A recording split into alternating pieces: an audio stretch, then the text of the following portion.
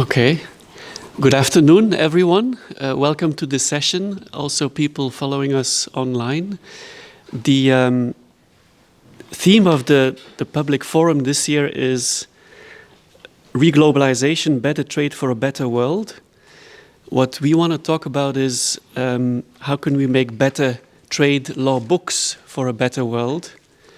I know it's a very small, tiny little element where we could contribute as academics, as researchers, as people wanting to build capacity across the globe on trade law and trade rules. But one thing that we have done is to create a new type of casebook, a new type of international trade law book. And this session is going to explain where it comes from, how we've developed it, and we'll also show to you how to use it. So my name is Pauwelyn. I'm a professor at the Graduate Institute, and I'm one of the 4 editors of this new e-book on international trade law, together with Jennifer Hillman, Henry Gao, and Nicholas Lamp, who's not here, but there's 4 of us. So the casebook is developed with the support of the Geneva Trade Platform. Thanks to Dimitri for your ongoing support.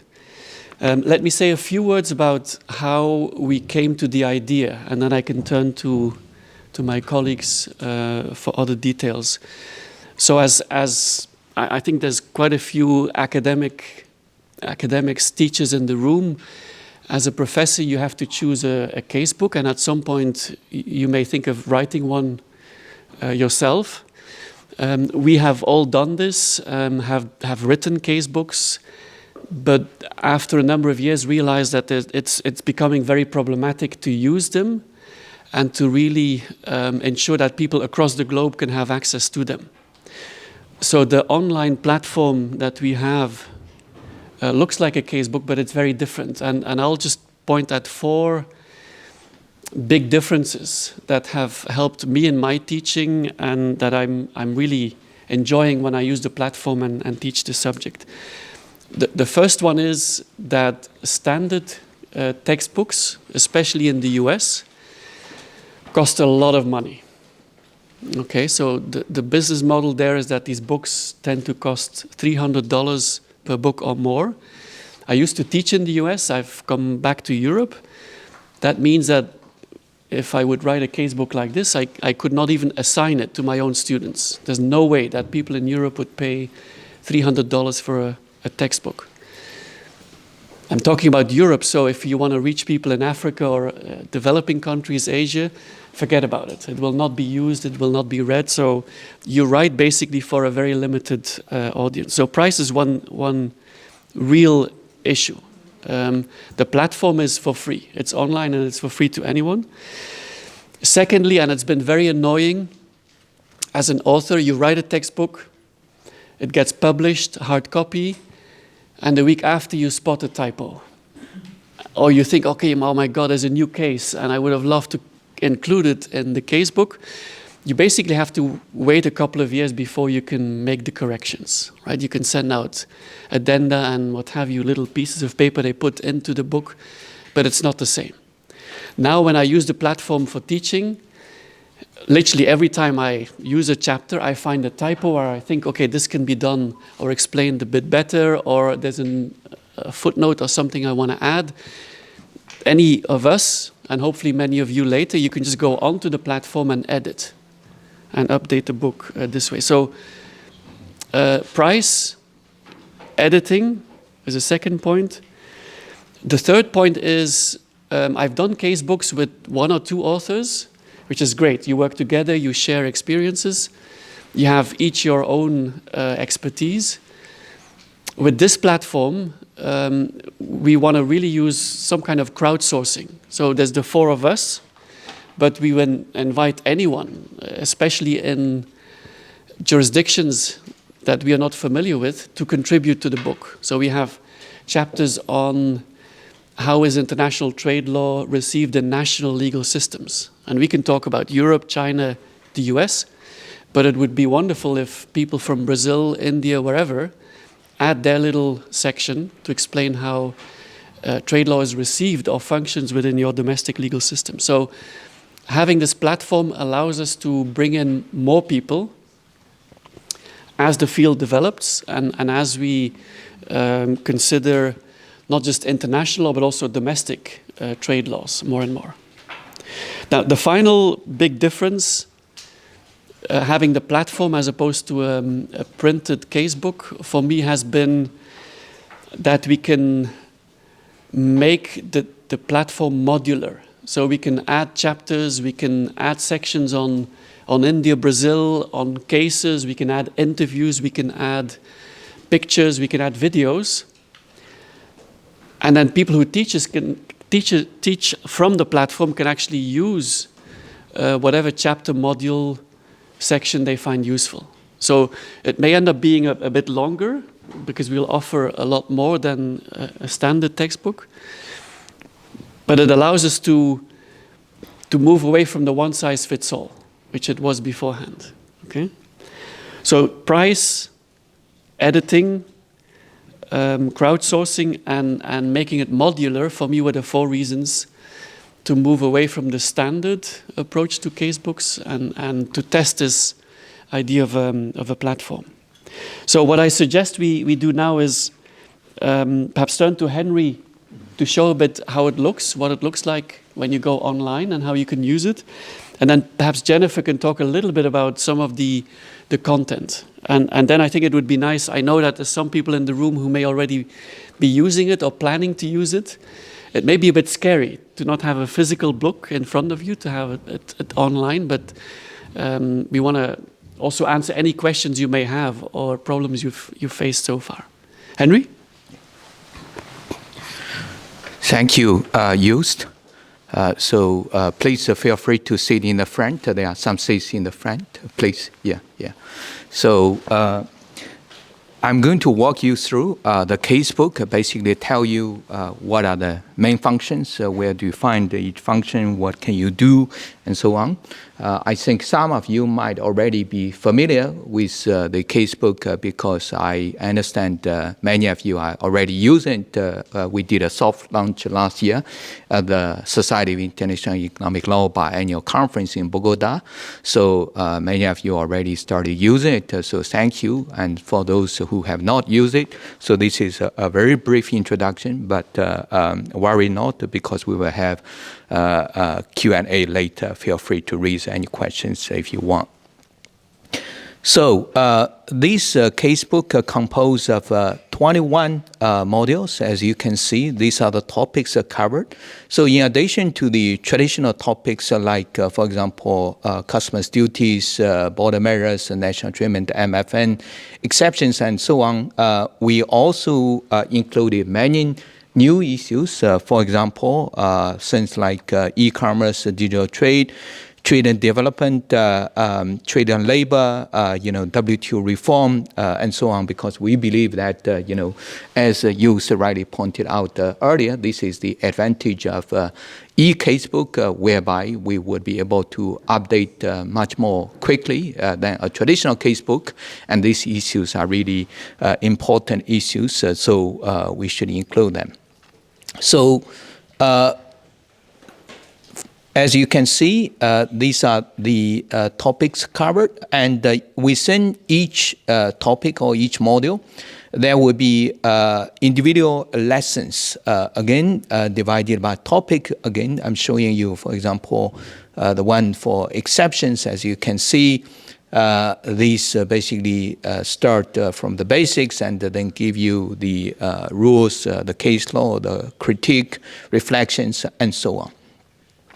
So every lesson would include the explanations of the basic rules for that specific topic, including the historical context, how the rules came into being, the relevant case law, and also the references that you can assign to your student. If you want the student, for example, to do a research paper on a specific topic, you can refer them to the references.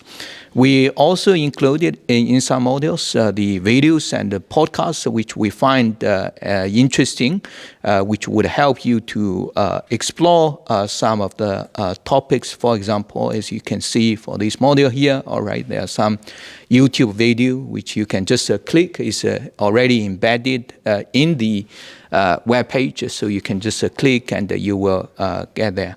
And also for each topic, we will also have questions and discussion points which you could use if you want to lead class discussions with your students. I understand some of you, if you don't teach trade law, frequently, you might want to have a teacher's manual, with some further instructions regarding these topics. This is something we are currently working on.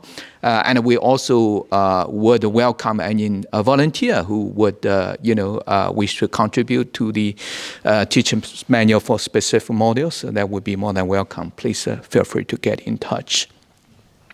So the platform also includes a comment functionality, right, for your students and professors, okay, to leave comments and to basically have this as a kind of an online discussion platform. The other feature which I mentioned earlier is the references or the further readings. So we have a compiled extensive list of the books, articles, and sometimes even blog posts, podcasts which are relevant to the topic, and you can again refer to your student for further in-depth research. You will also be able to see the user profiles, okay? So these, I think, would be useful for you to know your colleagues and also to know your students, right, who might be taking your course. And hopefully, some of you can make new friends from this, community. And there's also a built-in messenger this. So this one is the private messenger. So I sent Dimitri this message. I didn't expect Dimitri to actually put it in this slide to show it to everyone. I'm glad I didn't say anything bad, anything nasty, in this private message. But this is the function. Also, as professors, you will be able to track the progress of your students. So, one problem that I find, I think many of you probably have this problem too, is that the students nowadays don't read, okay? You tell them that they have to read the reading materials beforehand, before come to class, but they never do that. They are just too busy watching YouTube, playing video games, and doing whatever they like except reading. And then they come to class, they expect you to hand them, all the answers. Well, now you have the tool to check to see whether they have indeed done the reading. But I need to emphasize, if I understand correctly, Dimitri, feel free to correct me, this only shows whether they have scrolled the web page, right? So if they scrolled like at a speed of like 10 pages per second, there's nothing we could do to police that, unfortunately. So maybe in the future we can build a function that we can track their eyeballs to see whether they are really reading, or maybe have something embedded to their brain to see whether they are really understanding, but that would be too far. Anyway, next step, until we get a really, a big sponsor who can afford all these functions. Also, as you mentioned earlier, so the beauty of this online format is that it's endlessly expandable and very easy to edit. So anytime if you want to edit specific sessions, so I'm showing you, this how you create new topics, right? Like Dimitri decided to start another brilliant new session, right? So, all right. Okay, stay tuned. Yeah. All right, so now the new lesson is built. Great. And also it's very easy to onboard. It's accessible on any device, and joining it takes just a few clicks. So basically, If you have a direct invite link, then you can just click the link and then enter the email and create a password, and then it's done. If you do not have a direct invite link, you can, apply to join, and then some staff from Geneva Trade Platform, I assume it's Dimitri, behind the screen, who will, check all your social media posts, make sure that you are not going to, hack our website and, sabotage our work. Then he will approve your application, and then you will be joining the community. So that's it. Thank you so much. Fantastic. Thank you, Henry. So I'm Jennifer Hillman, and I want to talk just a little bit about what kind of motivated me in thinking about it. But before I do that, I only wanted to note that the real honest constraint on this book, on the updates, on the teacher's manual, on all of that is basically our time. And you'll notice that one chapter that says coming soon, okay, the reason it is still coming soon is because I haven't had time to finish writing it. But I say that by way of a plea. For all of you that are out there teaching, you're just as capable as any of us of doing any of this writing. So we really are saying, please, if you develop your own lesson, that you add on something, or you come up with a cool problem for your students to solve, please find a way to send it to us, share it with us, help us. Again, as mentioned, we really want to try to produce a teacher's manual that could accompany it for those people that are not really trade experts, but that are using this book to teach for the first time.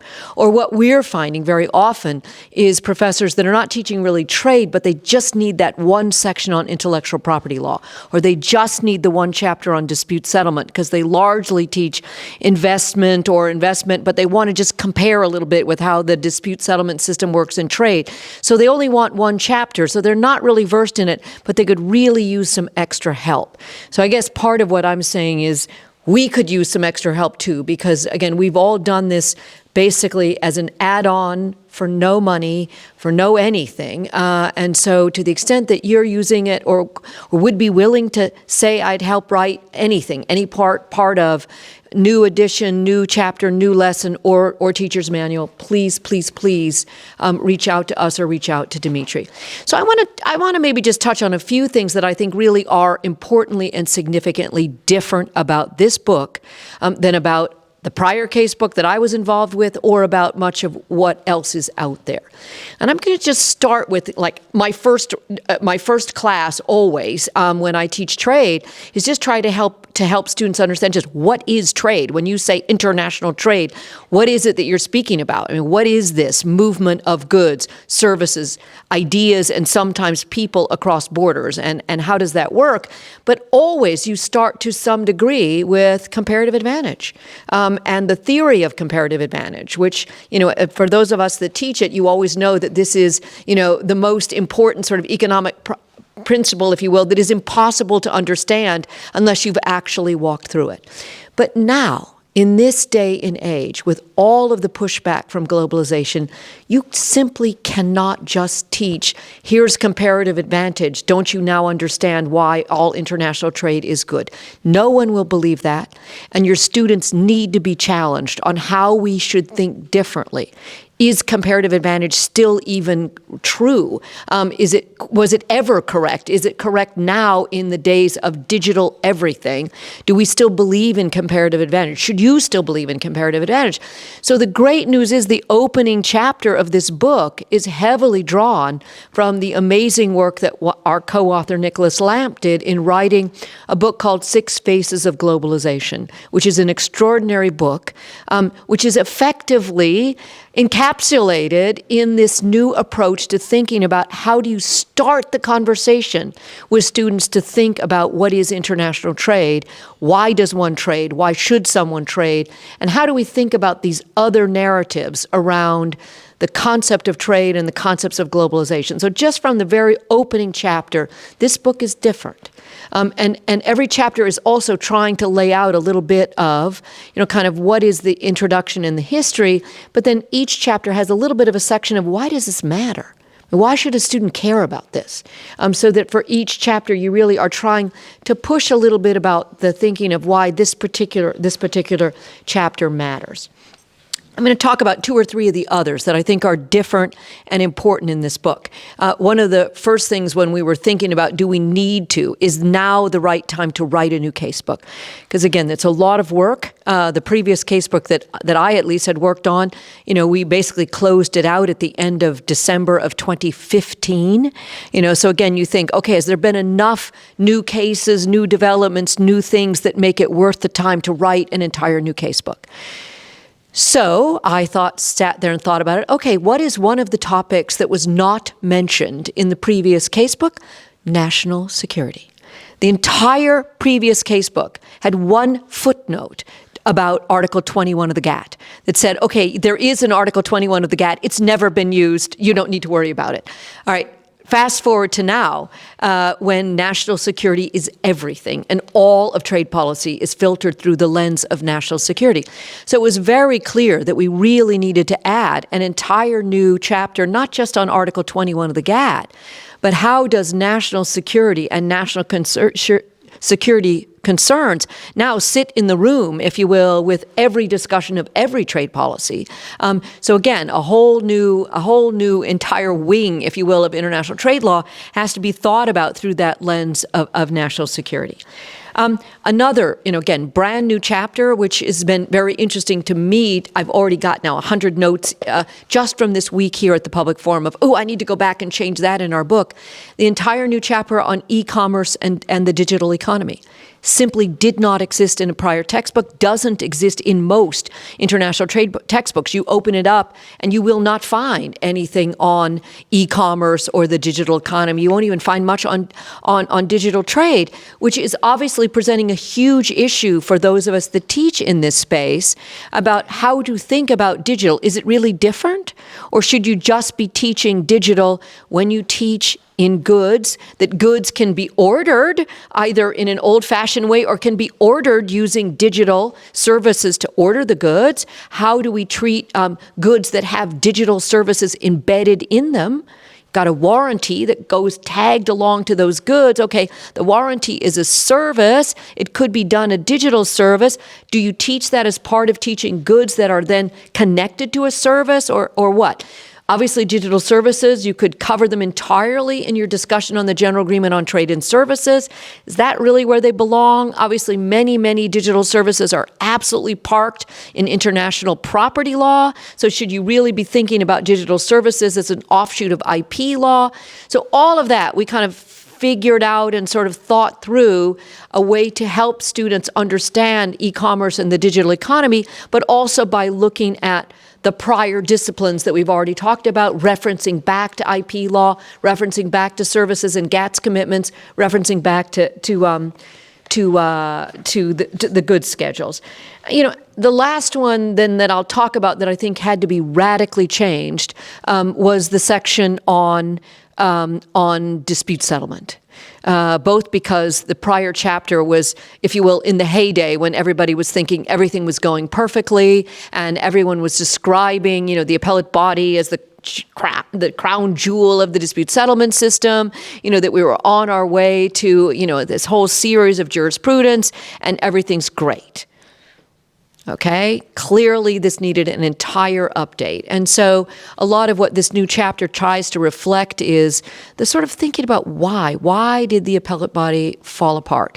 Why did everyone lose faith in, and is it everyone or is it solely the United States? Why is there this waning faith in this dispute settlement system? What are the options going forward to really kind of explore the MPIA and the alternatives to the appellate body? But then it does something else that I think is important and is brought in also in the other chapters, which is the other big thing we tried to weave in throughout the entire textbook, is the fact that where is all the action, particularly in dispute settlement? It's in the regional trade agreements. It's in USMCA disputes. I happen to be on the panel for the first CPTPP dispute. It is in all of these. So it is trying to understand that students need to understand that there are dispute settlement mechanisms out there that are being utilized. I mean, we just had another USMCA case request for consultations filed just last week before I got on the plane. So it is trying to bring in the fact that there is law not only at the WTO, go, but there is law in each one of these chapters, and especially in dispute settlement, where you need to be aware of what's happening in all of these regional trade agreements. So we've tried to bring in some of that and pull that in through a number of the chapters. That it's not just safeguards under, Article 19 of the GATT and the Safeguards Agreement, but there's, again, regional trade agreements that are imposing and having disputes over safeguards, et cetera. So again, for me, this is substantively a different textbook than the prior ones and any of the other ones that I'm aware of that are out there in the field, in addition to it being, again, physically different, all of the things that Yo said, price different, et cetera, et cetera. It is different in its substantive content, but what we tried to do is to think about how all of us that teach in this space need to teach trade differently, because it is different. And the world of trade law is just not what it was, 10 years ago. And that all of us as scholars and teachers just really do need to think differently about how we approach the teaching of trade law from the very get-go. And so this is our beginning attempt to help have that conversation among all of us that teach in this space, but it's our beginning attempt to say this is at least one way that you could think about teaching trade a little bit differently than what you might have been teaching it in the past. So with that, I may hand it over to Joost to talk about sort of what our hopes are going forward. Yeah. Okay, thank you. And it would be great to hear from you if you've already used the book or if you have questions. But just in terms of plans moving forward, it was mentioned that a teacher's manual is what we are working on. This is very standard for a US casebook. So if you look at the platform, it follows a bit the model of a US casebook with cases, but there's a lot more text. But there's also questions, discussion questions, and then longer hypothetical problems at the end. But if you teach it, and you're not too familiar with the field, you may not know the answer yourself. So what we do is make a teacher's manual, and of course we want to make sure it doesn't fall into the hands of the students, just the teachers, and that's pretty standard, and we would do that again for this book. So teacher's manual is on its way. Second thing we'll do is, at least for the standard modules, the basic chapters, not all of the add-ons, is to think of a printed version. I think in some universities, some schools, they want to have a physical printed version. Now it seems we can easily provide this on-demand printing at a very low cost. So you basically pay the cost of paper and printing for those who want this delivered. And thirdly, and that's perhaps the most ambitious thing, because as I mentioned, as an author, as an academic, to write something that only elite law school students will read is a bit dissatisfying. If you can write something and people anywhere can have access to it and use it, it's much more rewarding, right? Even if you don't get the royalty statements at the end of the year, I think it's way more satisfying to know that somewhere back in Africa someone has been using the casebook, or if in Bangladesh some law professor uses the platform. So we're working on this, and to make it more accessible, it's not only free, but we will also try to translate it into French, into Spanish, into Chinese. And for that, we can use some automated translations, but given that this is technical language, we'll have someone to double check. So we are looking for people with money or potential funders to make this possible. And actually through some other networks, we already found people who are willing to translate into Spanish, Chinese, but it would be really useful to get some funding to make this happen. So those are the plans ahead. Perhaps we'll pause here. We can talk a lot more about the book, about our own experience also teaching it, but perhaps now is a good moment to see whether you have questions or whether anyone in the room has used it and has any comments or questions. And do we have a microphone, or should we just use this one?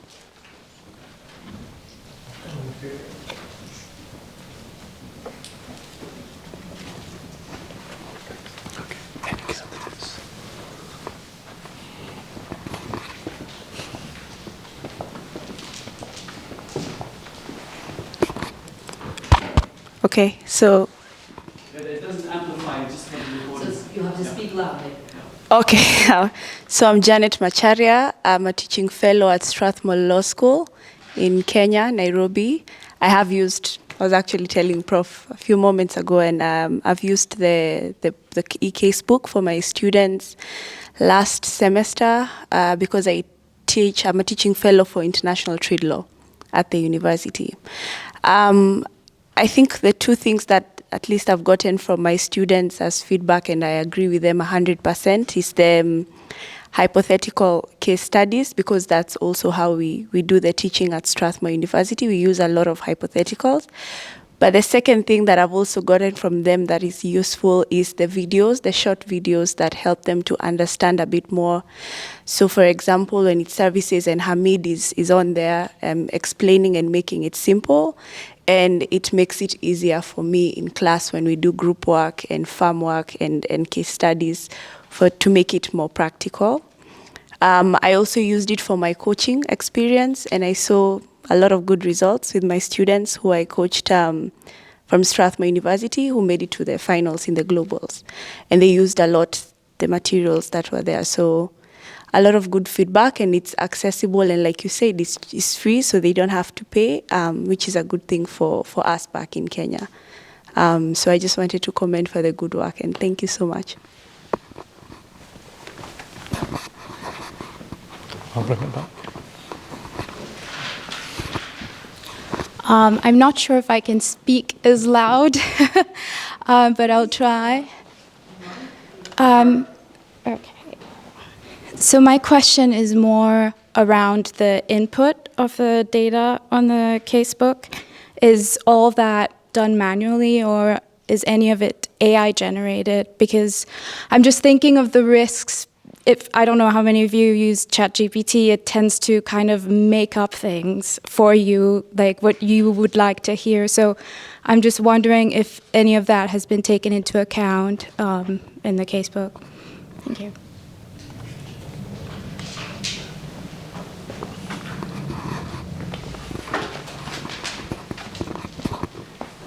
Yeah, thank you for the feedback and on your question. So the book is heavily curated, so it's still a casebook edited by the four of us, and we are fully responsible for what is in the book.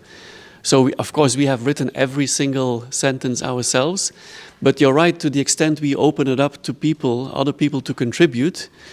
Before Dimitri will post, I don't know, how trade law works in India, we will of course double check and have someone else read it and make sure it's correct, right? So it's definitely not a AI generated casebook. Yeah, perhaps that may be the next step. In 10 years time we'll be sitting here explaining why AI does a better job than we do. But at this point it's really, and I think that's what we've heard from a lot of professors, students as well, that of course we have put a lot of effort trying to condense, say, the exceptions into 30 pages maximum, or MFN 10 pages. So, because otherwise, if it's too long, it's not user friendly anymore, right? So that's actually taking the most time. Also, excerpting the cases so that you only have to read the key parts. So it takes a lot of time to write a casebook, a lot more than I had ever imagined. Yeah. Yeah, the same. This first, and then I'll come to you. Hello, good afternoon. My name is Jan Bohannes. I'm a lawyer at the Advisory Center on WTO Law here in Geneva. But over the last couple of years, I've had the incredible privilege and honor to teach at the Graduate Institute, the International Trade Law course in Jos Stede between 2015 and 22. And then not last year, but this year, I was invited again because Joost, you're on sabbatical.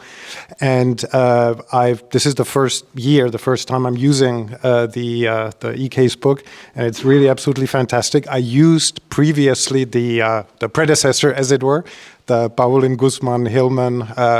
Well, I say predecessor because there is I see a good amount of overlap, but you have really retained all the good features of that book, and you have vastly improved on it to the extent it was possible, really harnessing all the benefits of the internet and of all the multimedia possibilities that are out there. It's really tremendous piece of work, and really congratulations to all of you, as well as to Nicholas in absentia. I really love the videos, as the colleague from Kenya mentioned.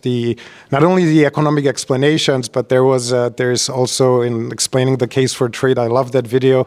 I think it's from West Wing, from the series. Made me think of Dimitri's amazing book, Why and How Politicians Lie About Trade. So you really get a tremendous learning experience. There are plenty of hyperlinked articles. I also like the time indicated for each chapter that it takes for each chapter, which may sound like a trivial thing, but I think if you're a student who's scrambling to read just before the class starts, I think it's a valuable indicator of how much time you have to spend on it. So it's great.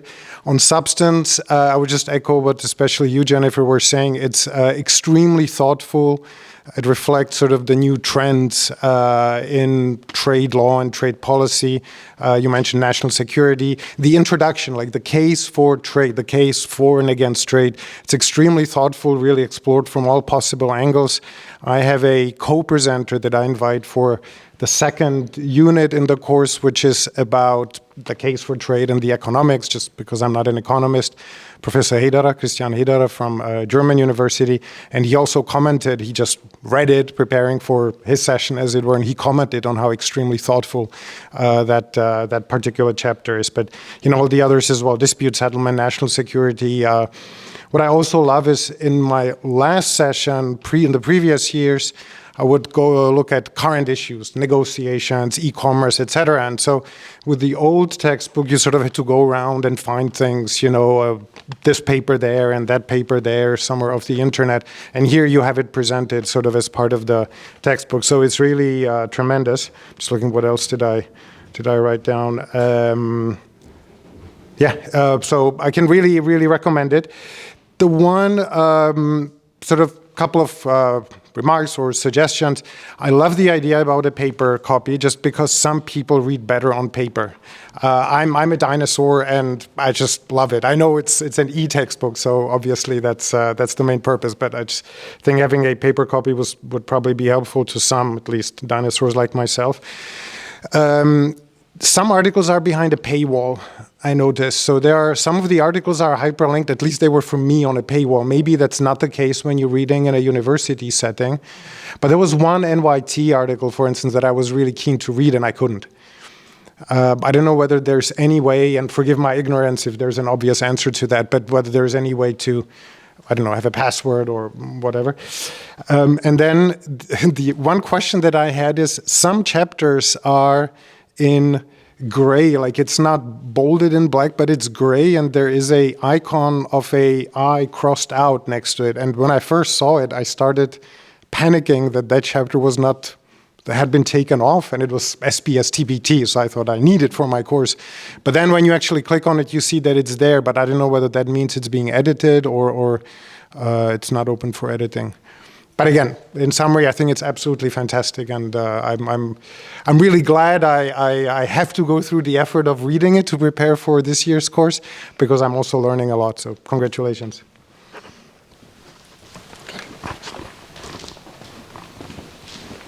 Thank you.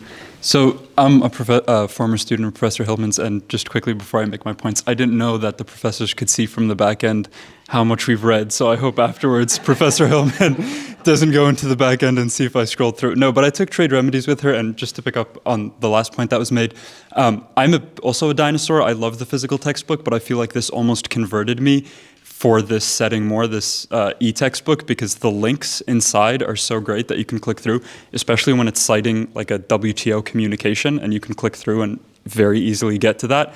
That was the first thing, and then there was a second thing that I'm blanking on right now.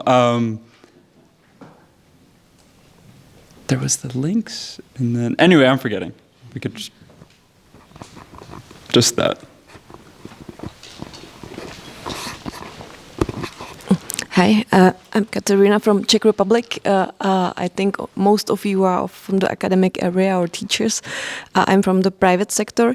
My question is it available also for the people like me? Because I am the one who sit in the companies and makes for the companies the real final calculation of the final product and using the FTAs really to catch the preferential, non-preferential status, dealing with the long-term supply declaration.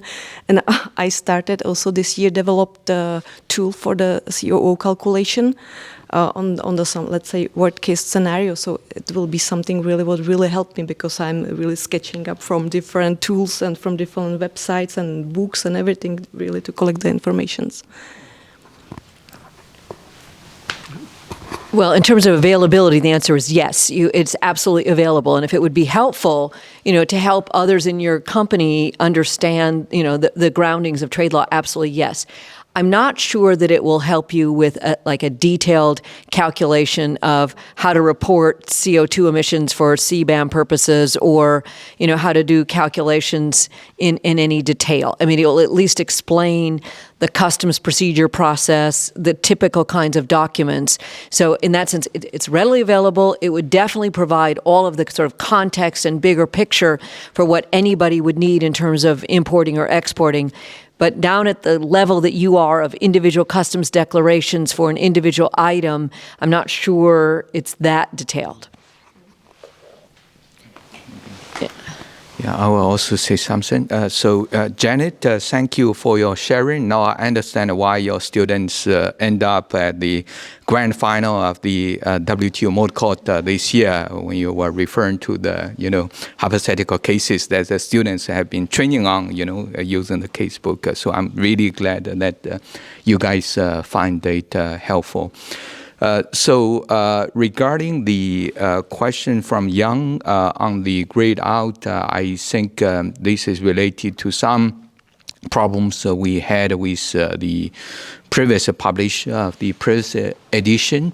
I cannot share the details here. You probably don't want to know the details. It's boring, but suffice to say that this morning, when I am getting here, for the panel, I found myself in a bus that almost, turned over. I don't know why this is happening in Geneva. Now I suspect, by drawing the dots together, that the publisher might be sending people going after us. I hope that's not the case. Yeah. No, but I would add, thank you so much for the comments. If you end up drafting your own hypotheticals that you're willing to share as parts of the lesson module, I mean, that is clearly one of the ones that needs, to refresh, so that every year it's not the same sort of hypothetical problems. And you would be surprised how hard it is to even draft those. So again, we are absolutely would be welcome to accept any others. And we know that is one of the other areas that we could all spend a little bit more time working on. I mean, I think as you're hearing me, time is the big constraint. I mean, in response again to the question, no, none of this was written by ChatGPT. We wrote all of it, literally ourselves at our computers. So it is one of those where we would welcome. Again, if you've come up with a really cool sample problem, and it's interesting to have my student Amir here, I taught a much more detailed class in trade remedies, and I'm trying to think about whether the hypotheticals that we did in a more detailed class on, anti-dumping, countervailing duty, and safeguards could even be folded in. So, and again, it could be one of the beauty of this is that you can attach things to it that not every professor uses. What we had tried to do is to have every single chapter be one that you could assign for one single class, so that it was not beyond the page limits for what an average law school allows in terms of page limits for one given class, meaning somewhere around the 20 to 25 pages of reading. I don't remember exactly the timing on them, but the idea was no more than that.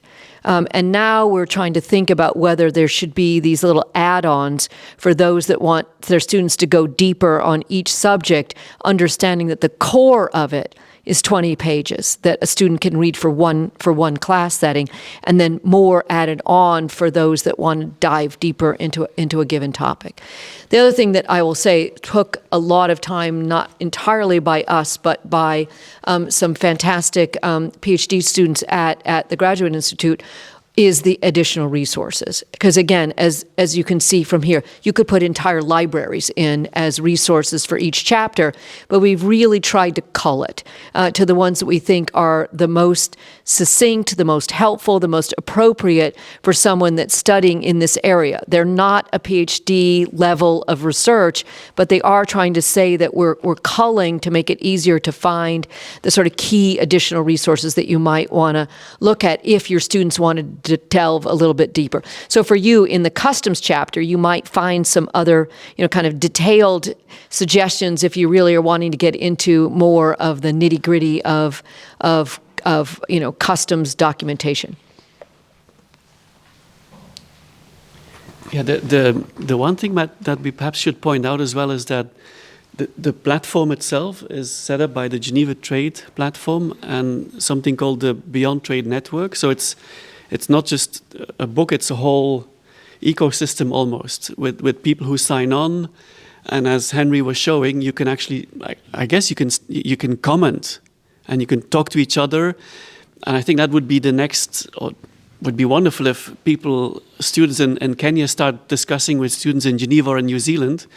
This is possible, right? So because you go through the same problems, you go through the same material, would be really cool if we could make it interactive in that way as well.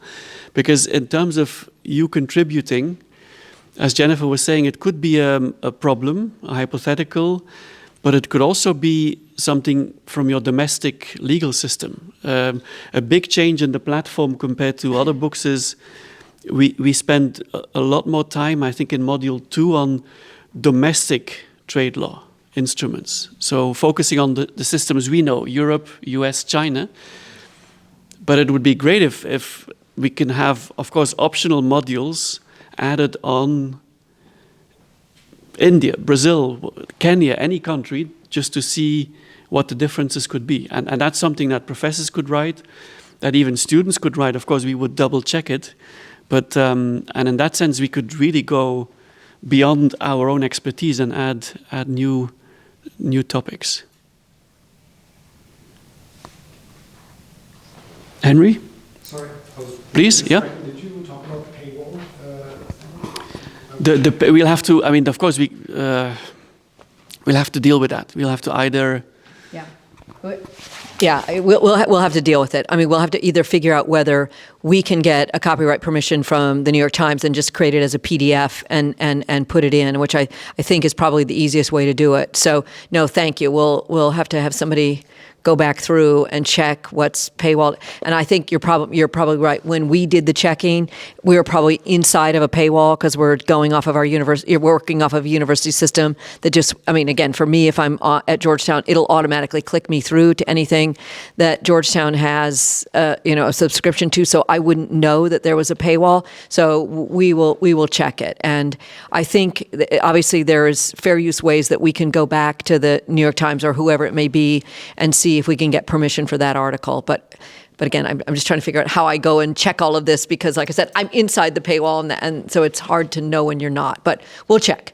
We'll check. If anybody else comes up with any of those problems, let us know, and we'll try to figure workarounds. And on the possibility that a chapter or module could be blanked out, so that means it's being edited.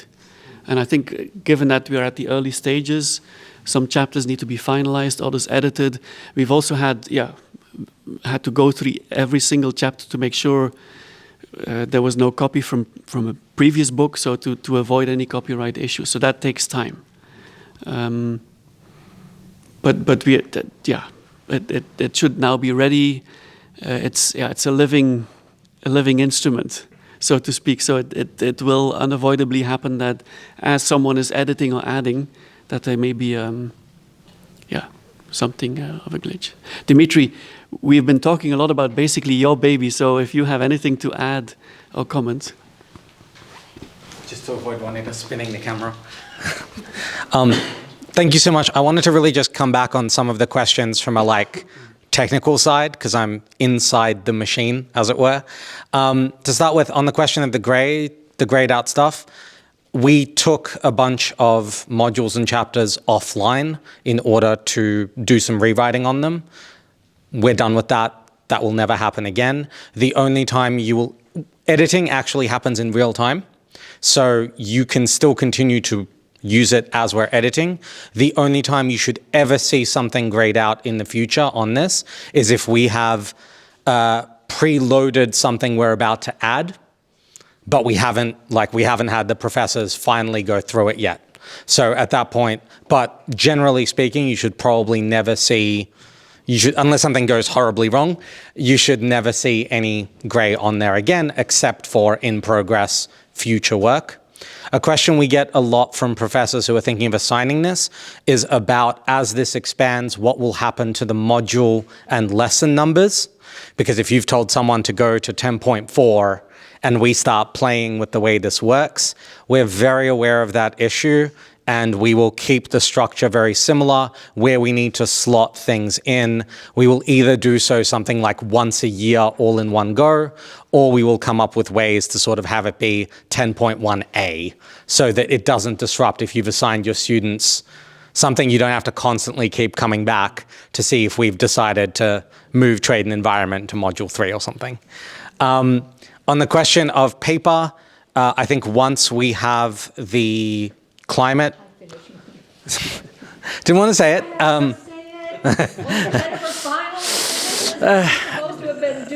Yes, I have parts of my winter blocked off to just stand next to Jennifer, tapping my watch meaningfully. So as soon as that's done, we've got the Core 21 in there. I think what we will do is have someone go over it, put it into a print-on-demand format where it can be printed. We know services that can do it anywhere in the world. The price points we were looking at was somewhere around $20 generally is what it costs in most kind of jurisdictions, of which we would take nothing, basically. It's at cost, but that is just what it costs to have Amazon run you off a copy wherever you are in the world. Other issues and things people raised on the customs question, and I think this speaks to something much broader. The backbone behind this system, the way it works and building it, has given us a lot of expertise in doing this kind of thing. One of the things we really want to do in partnerships with some customs folks is to build a guide to customs valuation and rules of origin for SMEs that we can host on a platform like this. Precisely because we think this is actually a really convenient way to serve people free information in an easy to navigate way as compared to a very thick book or government guidance, which sometimes isn't as accessible as perhaps it could be. We also really believe that this could be a model for other teaching. We've done this for trade law. There is no reason you could not do this for any other subject on earth. The biggest constraint is we were immeasurably blessed that 4 of the top law professors in the world decided to spend a year and a half letting me bother them and kind of leading on this. The biggest constraint is time, the time of professionals or money, which can buy time. This one was all done entirely for free, but those are kind of the constraints we operate under. I'm trying to think if there were other questions people raised from the technical side. Paywall? Yeah, the paywalled articles, I think we can definitely check. We can get a student to sit in an internet cafe, VPN into North Korea and see what they can access from an anonymous browser. Yeah, exactly. So the first thing we can do in the first instance is mark the ones that are paywalled so that you at least know what you can absolutely safely assign your students and what you may have to check if they can do it, or if they're not students, then they may have less access. Beyond that, there are hundreds of links there. So our ability, very honestly, to negotiate individual reproduction rights, we just don't have the resources, to be completely honest. We will see what we can do. I suspect there are probably legal reasons why we can't just link to the Wayback Machine reproduction or to get around the paywall, so we won't do that. But we can at least make it obvious which ones are paywalled and which ones aren't. Any other thing? I have a question. So my question, honestly, to those that are, when we go to a print version of this, just for those that want the print version, it would be cheaper and easier if we left out all of the additional books and articles at the end. Does that matter for people that want the book, or do we need to print it in? It just makes the cost of the book higher, the number of pages. I mean, the cost to do a print-to-order book is purely a function of how many pages there are. I'm just looking at those of you that might want a book. I mean, we were thinking that we would leave that out, and if you wanted to see the additional resources, that you do online, but the book itself would just be the hardcore text. And obviously you lose in the print book that the hyperlinks are not live and you can't see the videos and all of that, but it would otherwise just be the text, the teaching text. Yeah? Okay. That's helpful. Okay. Any final remarks, comments, questions? With this, we really like to thank you for coming by, because it's really a pleasure for us to talk about this project and to hear the nice feedback. And please don't hesitate to come to us with questions, or if you want to use it. What is the link to? It is. Yeah, it is in the, okay, you all have it. Fantastic. Thank you so much. You can just scan this and then, yeah. No, but the one thing I would say, and the reason why we wanted to actually do this session here at the public forum, is because we really do want to make this a living project, not just a book that you would teach from, but we really were hoping that this starts to have a little bit of a community of everyone. So we really would urge you to think about whether there's something that you could do to add to this, to be part of this community, to support us and help in any way that you could. If you're teaching anyway, maybe share your syllabus that lays out how you chose to use this book in your course, or maybe, like I said, share your exam, share, anything that would maybe help the teaching community around this project of thinking differently about how we all should or ought to be teaching trade. Yeah, I would also echo Yu's and Jennifer's call to everyone to share with us your experiences. And also I understand maybe some of you are teaching, for example, in some developing countries which might not be aware of this. So please feel free to spread word, because I've been doing technical assistance for developing countries for a while, along with Martin Smith, who's sitting patiently there. So I think one biggest problem facing many developed countries is the cost of all these textbooks, because all the mainstream textbooks, like you mentioned, would cost at least $100, right, or more. So this one I think would be great help to developing countries. And also, if you are interested to translate it into languages, we currently have translators already for Chinese and Spanish, but for the other languages like Portuguese or or French, French I think would be really helpful for many African countries. So please feel free to approach us. We would really appreciate the collaboration. Thank you so much. Thank you. Thank you. Thank you all.